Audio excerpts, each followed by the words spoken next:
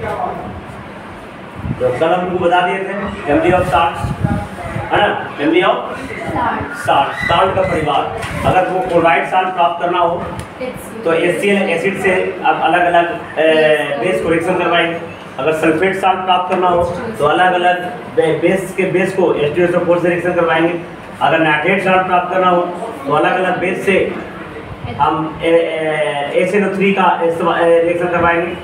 और अगर बेस के अनुसार अगर फैमिली ऑफ साल्ट चाहिए, अगर बेस के साथ फैमिली ऑफ साल्ट चाहिए तो हमको NaOH अगर बेस का इस्तेमाल करते हैं तो NaOH को कॉस्टिक सोडा कहते हैं। क्या कहते हैं बेटा?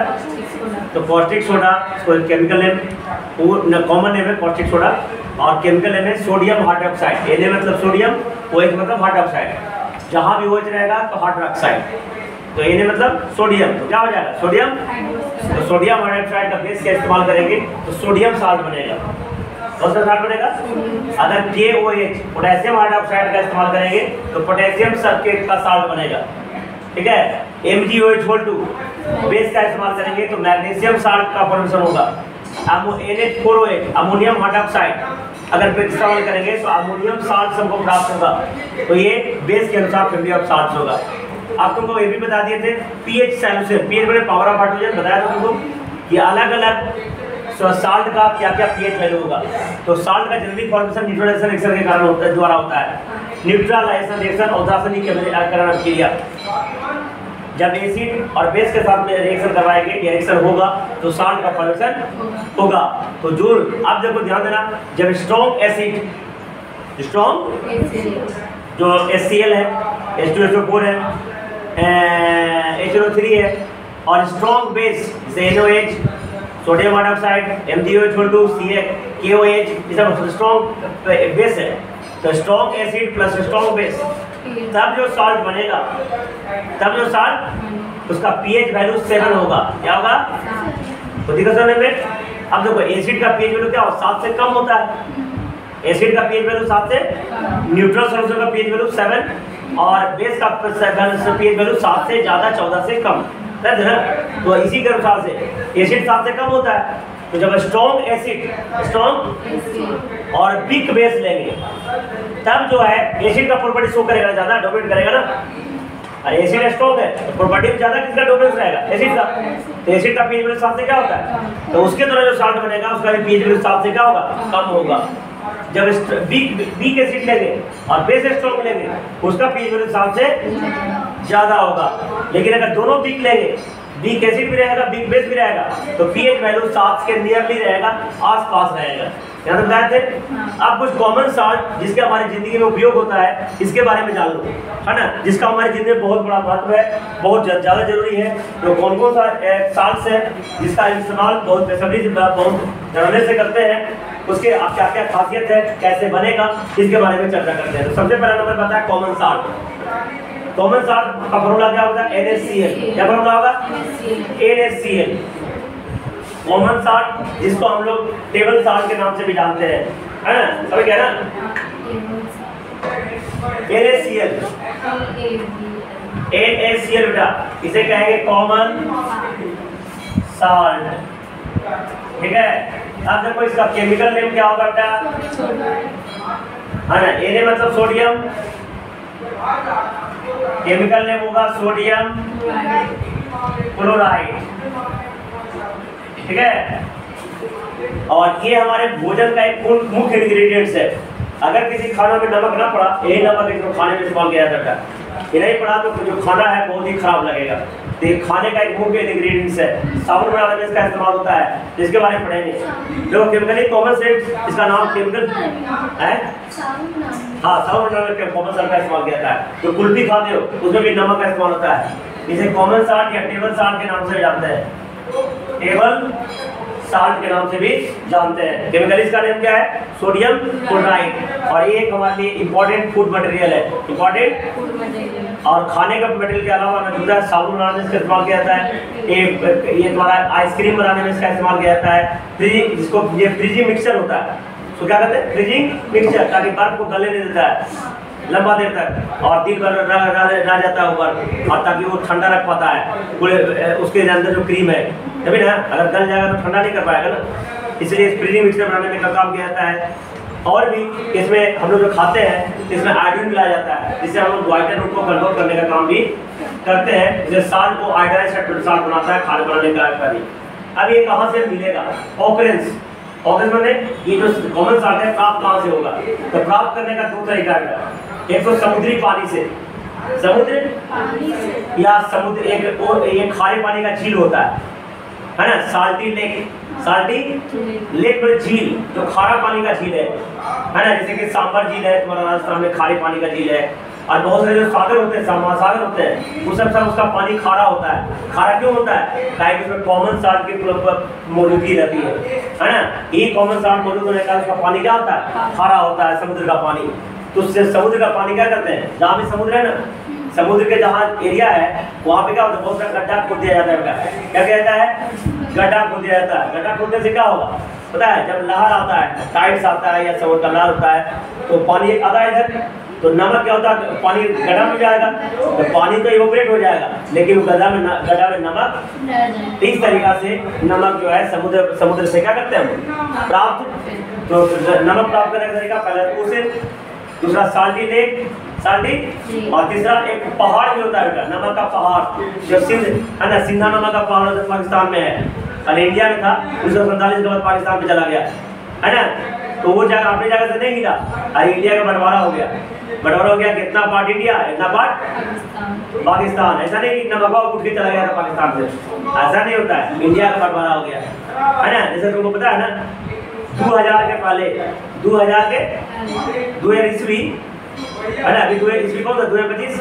2000 ईस्वी के पहले जो कर्क रेखा थे ना, वो बिहार से गुजरती थी, लेकिन अब बिहार से कर्क रेखा, ट्रॉपिक ऑफ कैंसर, या देखो है ना, इक्वेटर लाइन, भूमध्य रेखा, विषुवत रेखा हिंदी में बोलते हैं, इक्वेटर लाइन जो 0 डिग्री लैटिट्यूड है, tropic of cancer 3.5 degree north, tropic capricorn 3.5 degree south. Tropic जानकारी होना चाहिए, 3.5 degree north arctic circle, 6 degree south antarctic circle, 90 degree north north pole और 90 डिग्री साउथ साउथ पोल। हाँ, तो हम जानते हैं सब। ट्रॉपिक ऑफ कैप्रिकॉर्न को मकर रेखा होता है, क्या होता है ना, मकर रेखा। तो ट्रॉपिक 2000 ईस्वी से पहले कर्क रेखा बिहार से गुजरती थी, लेकिन 2000 के बाद ये कर्क रेखा बिहार से नहीं गुजरती है। तो ऐसा नहीं कि कर्क रेखा उठ के चला गया, कर्क रेखा कोई रेखा ही नहीं बेटा, एक इमेजिनरी लाइंस है जो हम ग्लोब पे ड्रॉ करते हैं इन लोग पॉइंट को लोकेशन करने के लिए और ज्योग्राफिकल कन्वीनियंस के लिए, सुविधा के लिए, ठीक है। तो 2000 के बाद 2000 में बिहार का 2 बार भाग हो गया बेटा, एक भाग झारखंड और एक भाग बिहार। वहाँ झारखंड में बहुत सारे आदिवासी लोग रहते हैं है ना, तो वहाँ बहुत सारा पहाड़ है, बहुत सारा मिनरल्स है। तो वहाँ का जो लोग है क्या हो गया, वहाँ के जो लोग है एक अलग बटा हो गया। तो अब कर्क रेखा झारखंड से वो गुजरती है, झारखंड छत्तीसगढ़, बिहार से नहीं गुजरती है। तो ऐसा नहीं कर्क रेखा उठ के चला गया, बिहार का बंटवारा हो गया। तो जहाँ भी बंटवारा होता है देखो क्या क्या चीज हो जाता है, पता है कि नहीं। और बंटवारा जो है, जो राजनीतिक लोग होते हैं अपने फायदे के लिए किए थे, वो तुम नहीं जानोगे, पॉलिटिक्स में बताएंगे तो जानोगे है ना। कोई खास पार्टी का वोट उधर से नहीं आ पा रहा था, या वोट उधर से नहीं आ पा रहा था ना, तो इसने बंटवारा कर दिया ताकि इधर से चुनाव जीत के सरकार बना ले। लेकिन फिर भी उसकी मंसूबा कामयाब नहीं हुई और सरकार दूसरे पार्टी का ही बना और दूसरे पार्टी का चल रहा है। तो कहाँ से मिलेगा समुद्री पानी? सी वाटर से, ताकि सी पानी के समुद्र वाले पानी में, समुद्र वाला पानी में बहुत सारे साल्ट डिजॉल्व होते हैं। और बहुत सारे साल्ट डिजॉल्व होने के बाद ये क्या करते हैं कि साल्ट जो है सी वाटर का उधर से आया पानी में अधिक गड्ढा बनाता है, जम गया, और क्या होता है नमक स्टोर हो जाता है, पानी इवैपोरेट कर देते हैं, नमक अब निकाल लेते हैं। और वो नमक जो है देखना बाजार में मिलेगा, बहुत सस्ता मिलेगा, लेकिन हम लोग खाते हैं टाटा आयोडाइज साल्ट। तो उस साल्ट को आगे रिफाइन होता है, शुद्धि, जो भी गंदगी उसको साफ किया जाता है, और साफ करके पता नहीं, हम देखे नहीं। हाँ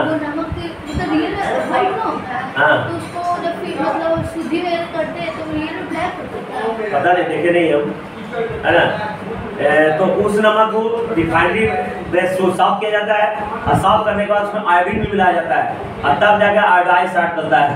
ताकि आयोडीन हमको खाना बहुत जरूरी है क्या, बहुत पहले लोग नहीं समुद्री नमक चीज़ें खाते थे ना, तो आयोडीन की कमी के कारण ये इतना गला फूल जा रहा है, उसको वाइटर नाम के लोग कहते थे। तो आदमी को किस तरह से आयोडीन खिलाया जाए, तो लोगों ने दिमाग लगाया नमक में मिला देते हैं। नमक तो जरूर खाएगा आदमी, तो नमक जब जरूर खाएगा तो वह अब के लोगों को बीमारी और आयोडीन की जो कमी है वो नमक के द्वारा पूर्ति होते रहती है। सबसे पहले नमक जो है हमारे भारत में आंदोलन किया था ना, नमक सत्याग्रह। गांधी जी ने साबरमती के आश्रम से 78 लोग चले थे और डांडी मार्च किए थे ना, और डांडी के समुद्र से नमक जो है निकाले थे और सरकार के नमक कानून का विद्रोह कर दिया था अंग्रेजों का, ठीक है। तो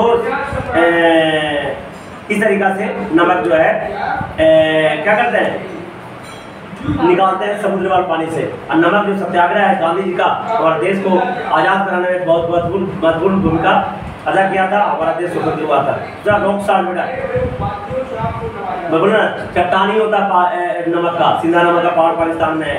देखो क्या है अभी कॉमन साल्ट यहाँ पे पहुंचने part of solid deposit in several part of the world.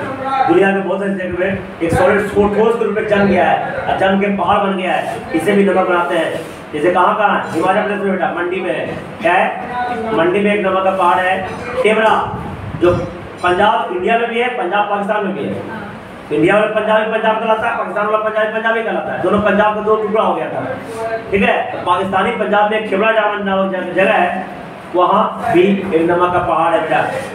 इसमें बहुत सारा अशुद्धि पाया जाता है, इसलिए ओपन ब्राउन कलर का होता है, कि नमक ब्राउन कलर का होता है, ऐसे रॉक साल्ट कहते हैं। क्या कहते हैं, है ना। और result of the drawing seas and olden times, ये पहाड़ कब बन गया, पहले समुद्र होगा और समुद्र सूख गया, इस तरीके से पहाड़ बन गया, ऐसा लोगों का कहना है, ठीक है। इस तरीका से दूसरा इंडियन लेक्स, मैंने तुमको बताया ना, बहुत सारा जो नमक है, बहुत सारा जो झील है ना, उस खारा पानी का झील है, उससे भी नमक हम लोग प्राप्त, वो भी खारा पानी का झील क्यों होता है, जिसमें नमक की मात्रा होती है, इसी कॉमन साल्ट की प्राप्त होती है। अब कॉमन साल्ट का प्रॉपर्टीज गुण क्या क्या होता है, जब देखते हैं अपने इंपॉर्टेंट बात लिख लेगा चेयर में, है ना। पहला इसका कलर, इसका कोई रंग नहीं होता है, कलरलेस होता है। लेकिन चट्टान वाला जो नमक होता है ना, वो शायद ब्राउन कलर का होगा, शायद उसमें बहुत सारा इम्प्यूरिटी पाया जाता है, शुद्धता पाया जाता है। लेकिन जनरली इसका रंग क्या होता है, कलर रंगहीन होता है। और क्रिस्टलाइन, कितना समझते हो, प्रत्येक नमक का एक फिक्स स्ट्रक्चर होता है, जिस भी शेप का एक फिक्स ज्योमेट्रिकल शेप होता है उसे हम क्रिस्टलाइन स्ट्रक्चर के नाम से, तो नमक को एक फिक्स ज्योमेट्रिकल शेप होता है, इसलिए क्रिस्टलाइन स्ट्रक्चर होता है। और इसका मेल्टिंग पॉइंट 820 डिग्री सेंटीग्रेड होता है। मेल्टिंग पॉइंट किसे कहते हैं, वह टेम्परेचर जिसमें कोई भी सॉलिड गल के लिक्विड में चेंज हो जाए, है ना। The solid change into liquid, the minimum temperature at which any solid change into liquid is known as melting. तो नमक का मेल्टिंग पॉइंट था 820 डिग्री सेंटीग्रेड। इसका रंग नहीं होता, कलरलेस लिक्विड क्रिस्टलाइन स्ट्रक्चर होता है। सॉल्युबिलिटी, ये क्या होता है, पानी में घुल जाता है बेटा। ये क्लास 9 में पढ़ाए थे, सैचुरेटेड सॉल्यूशन बताए थे। 100 ग्राम नमक में, 100 ग्राम पानी में 100 ग्राम 36 ग्राम नमक घुलेगा बेटा, रूम टेम्परेचर पर।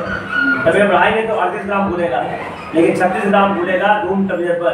तो रूम टेम्परेचर में इजीली नमक जो है पानी में सॉल्युबल होता है, घुल जाता है, कोई दिक्कत नहीं है। एक्शन ऑफ हीट, अगर इसको लो टेम्परेचर पे हीट करेंगे, है ना, अगर नमक में हवा में मॉइस्चर रहेगा, हवा में क्या रहेगा, तो नमक में गुण है पानी का क्रिस्टलाइजेशन अपने आप में जोड़ लेता है और नमक गीला हो जाता है। और देखना नमक जो है लौट आ जाता है, गीला हो जाता है, ताकि एटमॉस्फेयर से पानी एब्जॉर्ब करने की क्षमता इसमें होता है और नमक बन जाएगा फिर NaCl2H2। जब मॉइस्चर एब्जॉर्ब कर लेगा तो क्या बनेगा, NaCl2H2। 2 मतलब डाई, H2 मतलब हाइड्रेट, 2 हाइड्रेट, पानी का एक मोलिक्यूल मोनोहाइड्रेट।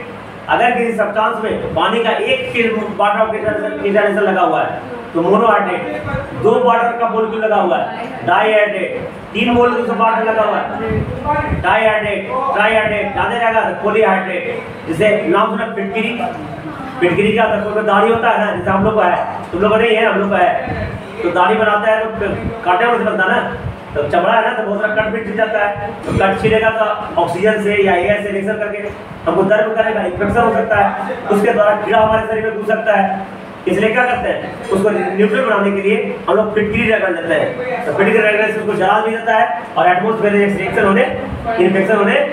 तो फिटकिरी का सूत्र क्या होता है, K2SO4, K2SO potassium sulphate Al2SO4 aluminium sulphate और 24H2O। जैसे 24 बार ऑफ क्रिस्टलाइजेशन रहता है, ये पूरी हाइड्रेट है, कितना हाइड्रेट है? ये तुमको आगे पढ़ाएंगे बासिक सोडा। बासिक ये भी एक साल्ट ही है, Na2CO3 एंड 10H2O, इसमें भी 10 हाइड्रेट पॉलीहाइड्रेट रहता है plus calcium sulphate CaSO4 half H2O, उसमें half molecule of water crystallization रहता है। आगे सॉल्ट है, पढ़ेंगे आगे। फॉर्मेशन बनता है जिप्सम से, जिप्सम, हाँ जिप्सम गर्म करते हैं और सावधानी पूर्वक गर्म करना पड़ेगा। जिप्सम का सूत्र होता है CaSO4 calcium sulphate into 2H2O, उसमें 2 part of molecule of crystallization रहता है, उसको सावधानी पूर्वक गर्म करते हैं कंट्रोल तरीके से, ताकि है ना, तो हाफ H2O तो प्लास्टर ऑफ पेरिस बन जाता है। ठीक है, प्लास्टर ऑफ पेरिस क्या करता है? हमारे हड्डी को जोड़ने के लिए प्लास्टर करने में बहुत मदद करता है। इसमें खास होने पानी के मिलाने के बाद वो जमकर खड़ा हो जाता है ना, पूरी तरह से हार्ड हो जाता है, इसलिए प्लास्टर ऑफ पेरिस का इस्तेमाल करते हैं। जिप्सम से बनता है, कुछ बनता है, और चूंकि जिप्सम पेरिस में पाया जाता है ज्यादातर, इसलिए उसका नाम है प्लास्टर ऑफ पेरिस। और इसी जिप्सम सीमेंट भी बनता है, जिसका मकान बनाने में इस्तेमाल किया जाता है, कंक्रीट बोलते हैं इसको। समझ में आया? तो अभी हम नमक के बारे में पढ़ा रहे हैं, कॉमन सॉल्ट के बारे में पढ़ा है। कॉमन सॉल्ट का जो कलर होता है कलरलेस होता है, और ये कैसा होता है? इसका मेल्टिंग पॉइंट 820 डिग्री सेंटीग्रेड होता है, और ये क्रिस्टलाइन सब्सटेंस है, क्योंकि इसका एक फिक्स ज्योमेट्रिकल शेप होता है। पानी में घुल जाएगा, अगर ये वाटर मॉइस्चर है तो पानी को ऑब्जर्व कर लेगा और डाइहाइड्रेट बन जाएगा। हाइग्रोस्कोपिक है ना, ये वही मैं बोला था, हाइग्रोस्कोपिक मैंने मॉइस्चर का ऑब्जर्व करने का पावर होता है। एटमॉस्फेयर से खुद मॉइस्चर क्या करता है? एब्जॉर्ब कर लेता है एयर एंड कम्स वेट, अब भीग जाता है, ये गीला हो जाता है, वेट वाले गीला हो जाना है ना, due to presence of magnesium में कैल्शियम क्लोराइड। नमक में थोड़ा सा मैग्नीशियम भी और कैल्शियम की मात्रा में जाती है, इसलिए हाइग्रोस्कोपिक नेचर होता है। अगर सल्फ्यूरिक एसिड का रिएक्शन कराएंगे, क्या सुना? अगर नमक को सल्फ्यूरिक एसिड के साथ, कौन सल्फ्यूरिक एसिड, कैसा सल्फ्यूरिक एसिड? कौन मतलब कंसंट्रेटेड, मतलब एसिड ज्यादा वाटर कम, उसको कंसंट्रेटेड कहते हैं। बिना पानी का एसिड का कोई वैल्यू नहीं है, कोई काम नहीं करेगा बेटा। पानी ज्यादा एसिड कम तनु हो जाएगा, इसलिए पानी का मात्रा होना ही है। Without water that is nothing, है ना, ड्राई एसिड नॉट फंक्शनल, इसलिए कॉम और डाइल्यूट 2 वर्ड का इस्तेमाल करते हैं। अगर नमक को कॉम के साथ रिएक्शन करेंगे तो क्या बनेगा? सोडियम हाइड्रोजन कार्बोनेट सल्फेट, क्या बनेगा? सोडियम, अगर NaCl को कॉम सल्फ्यूरिक एसिड के साथ रिएक्शन करेंगे तो बनेगा सोडियम बाइसल्फेट या सोडियम हाइड्रोजन सल्फेट, और HCl का फॉर्मेशन करेगा, क्या करेगा? अगला, अगर नमक को AgNO3 सिल्वर नाइट्रेट से रिएक्शन करवाएंगे तो सोडियम क्लोराइड प्रेसिपिटेट बन जाएगा उजला कलर का, क्या करेगा? प्रेसिपिटेशन रिएक्शन पढ़ा था पहला चैप्टर में, प्रेसिपिटेशन रिएक्शन पूछेगा तो ये क्या बदल सकते हो? NaCl प्लस AgNO3, तो बन जाएगा तुम्हारा AgCl, sodium chloride, silver chloride का व्हाइट प्रेसिपिटेट और सोडियम नाइट्रेट का फॉर्मेशन। अब यूज ऑफ कॉमन सॉल्ट बेटा, यूज ऑफ कॉमन सॉल्ट का क्या क्या उपयोग है? यूज बताया। फिर ये इंपॉर्टेंट फूड इंग्रेडिएंट्स, खाना का क्यों करते हैं? इसका इस्तेमाल फ्रीजिंग मिक्सचर में होता है, 2 किलो 3 को लिख दिया गया तो हो गया। इसका इस्तेमाल साबुन बनाने में किया जाता है। अब तो किताब क्या बोला है? Essential constituent of diet, diet में आहार होता है, आहार खाना, तो खाना का एक इसेंशियल कंस्टिट्यूएंट है। इसे बहुत सारा चीज को इसमें प्रिजर्व किया जाता है। नाम सुना निमकी का? नाम सुना निमकी? खिचड़ी जो खाते हैं उसमें निमकी के खा जाता है ना, नींबू बनाया जाता है, तो नींबू को प्रिजर्वेशन इस नमक में ही किया जाता है। नहीं डाल के देखना, तो मम्मी से पूछना। ये फ्रीजिंग मिक्सर के रूप में इस्तेमाल किया जाता है, मेकिंग आइसक्रीम बनाने में इसका इस्तेमाल किया जाता है। ये सोप, मैन्युफैक्चरिंग ऑफ सोप और पाउडर ब्लेक बनाने में इसका इस्तेमाल, और कॉमन सेल का इस्तेमाल बहुत सारे दूसरे केमिकल बनाने में किया जाता है। जैसे कॉस्टिक सोडा बनाने में होता है, कॉस्टिक सोडा NaOH प्रोडक्ट का फॉर्मेशन होगा, तो बहुत सारे दूसरे इंग्रेडिएंट कॉमन दूसरे कंपाउंड के फॉर्मेशन में भी इसका इस्तेमाल। अब दूसरा कंपाउंड बेटा कॉस्टिक सोडा, कौन सोडा? कॉस्टिक सोडा, इसका नाम है सोडियम हाइड्रोक्साइड। केमिकल क्या क्या? सोडियम हाइड्रोक्साइड, फॉर्मूला क्या होगा? NaOH, याद रहेगा ना। अब ये बनता कैसे है? ये बनता है कोर एल्कली प्रोसेस के द्वारा। किसके द्वारा बनता है बेटा? कोई तुमसे पूछ देगा कॉस्टिक सोडा का फॉर्मेशन कैसे होता है? The core alkali process, core alkali है ना, कोर को CHLO आप लिखेंगे है ना, पढ़ेंगे कोर लिखेंगे क्लोर, ठीक है, पढ़ेंगे कोर लिखेंगे क्लोर, ये सारे हो जाएगा वहाँ पे कोर एल्कली प्रोसेस के द्वारा। पढ़िए जरा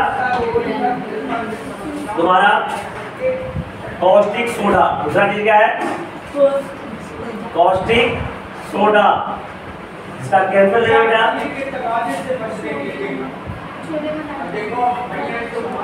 सोडियम हाइड्रोक्साइड। फार्मूला क्या होगा बेटा? Na। बहुत ही स्ट्रॉन्गेस्ट बेस है, क्या है?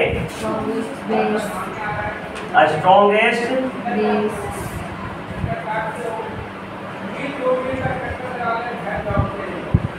बेस है। इसका फॉर्मेशन क्या होता है? Core alkali process. इसी को याद हो जाए, कोर मतलब क्लोरीन, कोर मतलब एल्कली किसको कहते हैं? Water soluble basis, water soluble तो हम कहते हैं एल्कलीज। ध्यान दें इसमें, इसमें इस्तेमाल किया था ब्राइन का, क्या क्या इस्तेमाल किया था? ब्राइन। ब्राइन किसे कहते हैं? ब्राइन किसे कहते हैं? साल्ट, जो भी पढ़ाया मैंने, कॉमन साल्ट, कॉमन, इसको NaCl बोलेंगे, क्या बोलेंगे?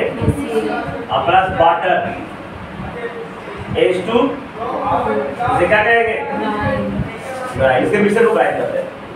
जब नमक में पानी मिला देंगे उस मिक्सर को क्या कहते हैं? ब्राइन। ध्यान देना कैसे बनता है। कॉस्टिक सोडा का फॉर्मेशन तुमको परीक्षा पूछ देगा एग्जाम में, method for formation of caustic soda, कैसे तुम बनाओगे लेबोरेटरी में, ये कैसे बनेगा? कोर एल्कली प्रोसेस के द्वारा बनेगा। इसका नाम कॉमन नेम क्या है? कॉस्टिक। केमिकल नेम क्या है? सोडियम। केमिकल फॉर्मूला क्या है? ये क्या है? स्ट्रॉन्गेस्ट बेस है। बनेगा कैसे? कोर एल्कली प्रोसेस के द्वारा। अब क्या है देखो जरा,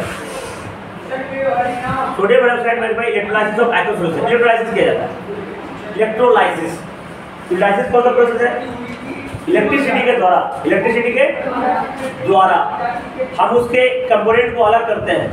जैसे NaCl है, NaCl इलेक्ट्रोफाइल बॉन्ड बनाता है, जो NaCl है बेटा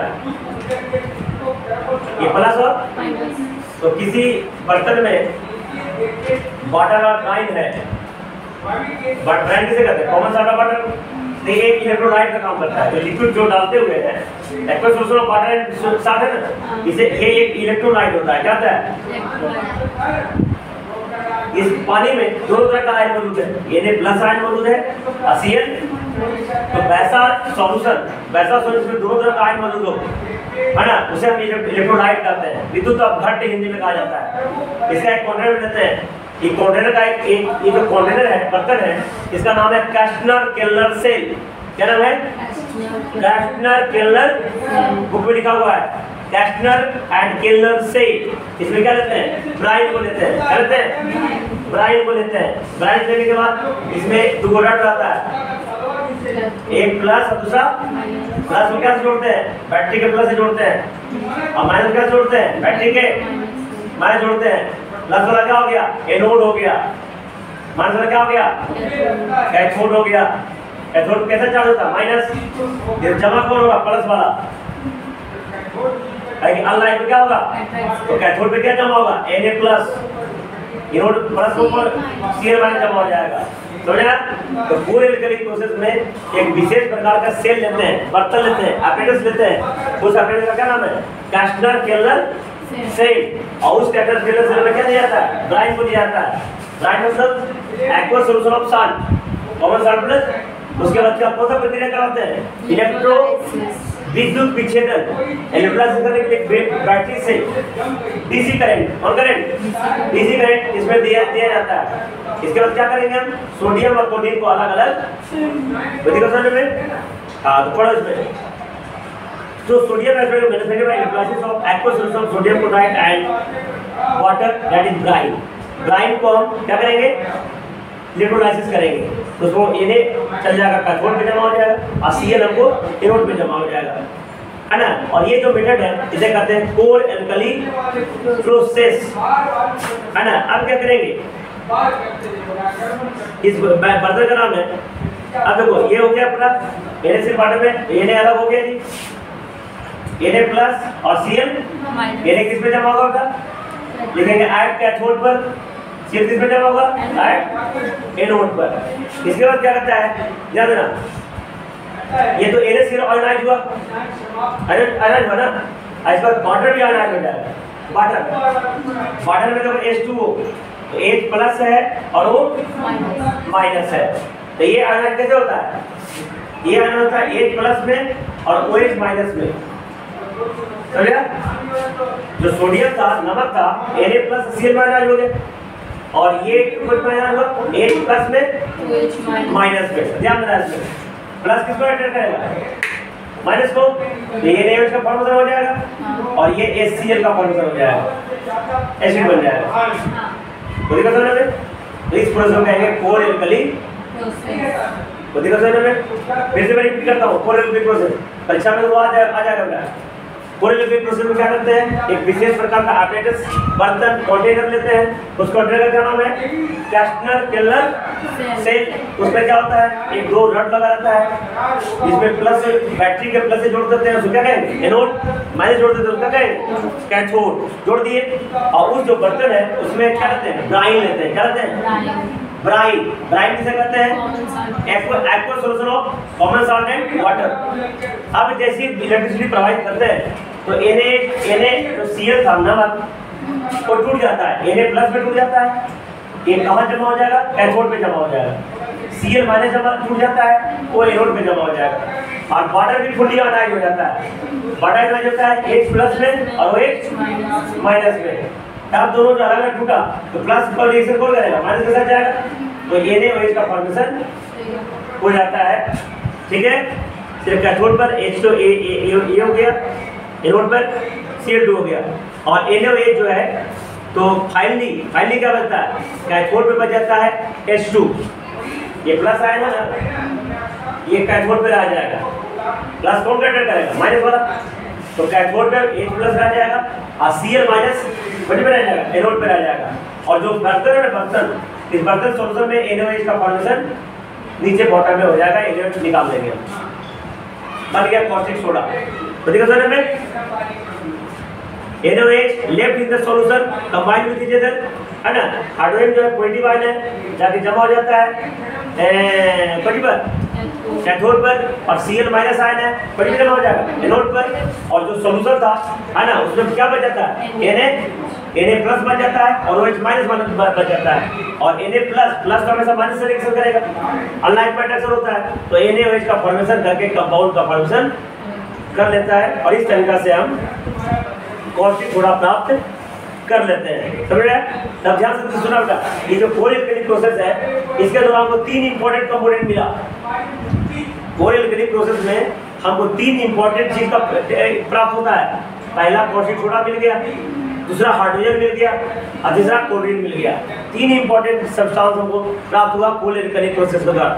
ठीक है, कैसे बनेगा सब लिखा हुआ है, मैंने बता दिया। अब देखो हाइड्रोजन जब निकलेगा तो हाइड्रोजन का भी यूज है, तो बताया था कि हाइड्रोजन का सबसे ज्यादा कैलोरी वैल्यू होता है। अगर इसको 1 ग्राम जलाओगे ना तो 150 किलो जूल एनर्जी मिलेगा। एक ग्राम अगर पेट्रोल जलाओगे ना 50 किलो जूल एनर्जी मिलता है। सुनो, 50 से तिगुना अमाउंट ऑफ एनर्जी मिलता है हाइड्रोजन के द्वारा।